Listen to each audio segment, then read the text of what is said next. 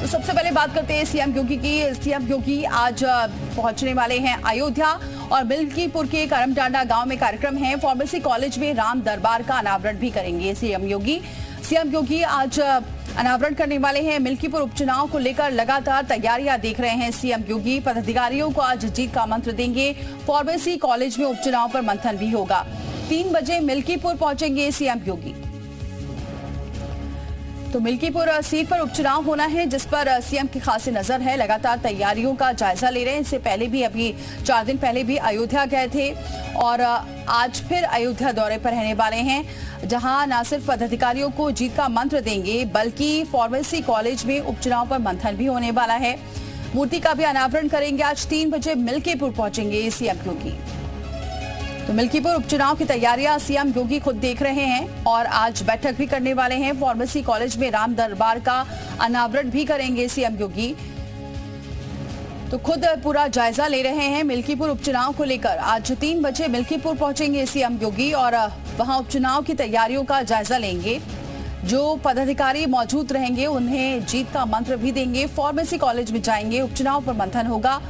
राम दरबार का अनावरण भी सीएम योगी करने वाले हैं। तो खासा नजर है मिल्कीपुर उपचुनाव की पर सीएम योगी की और उसकी तैयारियों का लगातार जायजा ले रहे हैं। इससे पहले भी गए थे, लगातार समीक्षा बैठक की थी, तमाम दिशा निर्देश दिए थे और आज फिर पहुंचेंगे अयोध्या, जहां राम दरबार का अनावरण तो करेंगे ही, साथ ही मिल्कीपुर 3 बजे करीब जाएंगे और वहां जीत का मंत्र देंगे। तो यूपी उपचुनाव को लेकर बीजेपी ने अपनी कमर कस ली है, लेकिन इस चुनावी संग्राम में पार्टी के अपने सहयोगी दलों के साथ सीटों को लेकर अभी तक बात नहीं बन पाई है। तो क्या रहने वाला है बीजेपी का सीट गेम, इस रिपोर्ट में देखिए। उत्तर प्रदेश में उपचुनाव की तारीख करीब है। सभी राजनीतिक दल अपने अपने सियासी दांव चल रहे हैं। वहीं खबर है कि उपचुनाव में सीट पाने की चाह रखने वाली बीजेपी के सहयोगियों को बड़ा झटका लग सकता है। बीजेपी 10 में से 9 सीटों पर खुद लड़ने की तैयारी में है। सिर्फ एक मीरापुर सीट सहयोगी दल आरएलडी के खाते में जाना तय है। वहीं मझवा और कटहरी सीट भी बीजेपी इस बार अपने पास ही रख सकती है। साल 2022 के विधानसभा चुनाव में ये सीटें निषाद पार्टी को दी गई थी। भारतीय जनता पार्टी अपने नेता योगी आदित्यनाथ जी के नेतृत्व में हमारे सभी नेता, हमारे सभी सहयोगी दल और यह चुनाव एनडीए लड़ेगा और 10 में से 10 सीटें जीतेगा। हमारा उद्देश्य है कि एनडीए गठबंधन 10 सीटें जीते। कौन किस सिंबल पे लड़ेगा, कितने सिंबल पे लड़ेगा, ये बहुत मैटर नहीं करता है। भाजपा हमेशा अपने सहयोगियों को धोखा देती रही है, इसलिए उत्तर प्रदेश के जो इनके एलाइज हैं उन्हें सतर्क रहना चाहिए। 9 सीटों पर लड़ने और उपचुनाव वाली सभी सीटें जीतने के हिसाब से बीजेपी खेमे ने तैयारी भी शुरू कर दी है। हालिया लोकसभा चुनाव में यूपी के 9 विधायक लोकसभा पहुंच चुके हैं। इनमें बीजेपी के 3, निषाद पार्टी और आरएलडी के 1-1, जबकि समाजवादी पार्टी मुखिया अखिलेश यादव सहित समाजवादी के 4 विधायक शामिल हैं। कानपुर की सीमा मऊ सीट सपा विधायक इरफान को सजा सुनाई जाने के चलते रिक्त घोषित हो चुकी है। ऐसे में 10 सीटों पर उपचुनाव होने हैं। यूं तो एनडीए के खाते में इनमें से 5 ही विधानसभा सीटें थीं, मगर उपचुनाव वाली अधिकतर सीटें जीतकर बीजेपी लोकसभा चुनाव से बड़े विपक्षी मनोबल को तोड़ना चाहती है। मतदाताओं में चुनाव चिन्ह को लेकर कोई भ्रम न हो, इसको लेकर पार्टी अधिकांश सीटों पर खुद लड़ने का मन बना रही है। उसी हिसाब से पार्टी नेताओं को जिम्मेदारी भी दी जा रही है। यूपी में बीजेपी सरकार से लेकर संगठन तक जोर शोर से चुनावी तैयारियों में जुटी है। 9 सीटों पर लड़ने के हिसाब से रोड मैप बनाया गया है। मुख्यमंत्री योगी आदित्यनाथ ने उपचुनाव वाली सभी सीटों की कमान खुद संभाली है। इन सीटों पर लगाए गए मंत्री समूह और संगठन के पदाधिकारियों संग योगी अब तक 3 बैठकें कर चुके हैं। वो लगातार फीडबैक लेने के साथ ही चुनावी रणनीति पर चर्चा कर रहे हैं। लोकसभा चुनाव में फैजाबाद सीट पर मिली हार के बाद अयोध्या की मिल्कीपुर विधानसभा सीट बीजेपी के लिए प्रतिष्ठा की लड़ाई बन चुकी है। पहले चरण में मिल्कीपुर और कटहरी सीट पर योगी ही चुनाव की तैयारियां परख रहे हैं।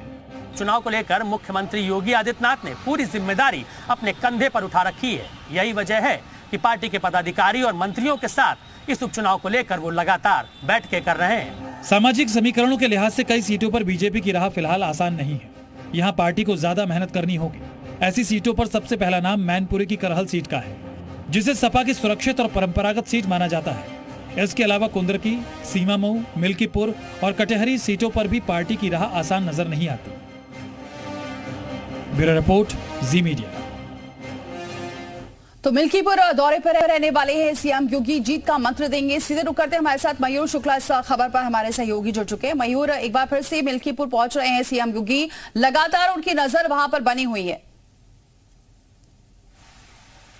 बिल्कुल, देखिए, भगवान राम का नाम लेकर इस बार लोकसभा चुनाव में उतरी थी भारतीय जनता पार्टी और उसे उम्मीद थी कि जो अयोध्या समेत जो उसका मंडल है वहां पर तो जीत मिलनी तय है, लेकिन उसके बिल्कुल विपरीत हुआ, जिसके बाद कहीं ना कहीं कदम जो है वो डगमगा गए भारतीय जनता पार्टी के। और तो ऐसे में कोई भी कोर कसर छोड़ना नहीं चाहते। अयोध्या की मिल्कीपुर की जो सीट है जिस पर इसके पहले समाजवादी पार्टी के अवधेश प्रसाद वहां से विधायक थे और अब वो वहां पर सांसद है। ऐसे में समाजवादी पार्टी भी वहां पर काफी ज्यादा मजबूत नजर आ रही है।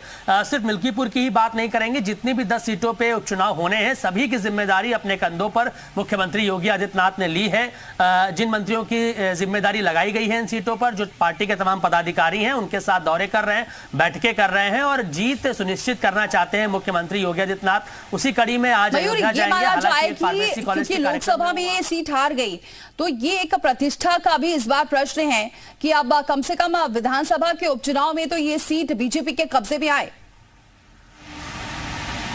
ना बिल्कुल, देखिए, यही भी जिक्र मैं करने ही जा रहा था कि प्रतिष्ठा की ये सबसे बड़ी लड़ाई है इस समय समाजवादी पार्टी और भारतीय जनता पार्टी के बीच। अयोध्या से सांसद बन किया है अवधेश प्रसाद, और जिस तरीके से माहौल बनाया गया भारतीय जनता पार्टी का, चाहे वो लोकसभा में हो या फिर विधानसभा में हो, अखिलेश यादव या फिर राहुल गांधी, वो लगातार अवधेश प्रसाद को सदन में बैठ के मयूर, इस वक्त बड़ी खबर आ रही है। फिलहाल बहुत शुक्रिया ये जानकारी अब तक पहुंचाने के लिए। आगरा से इस वक्त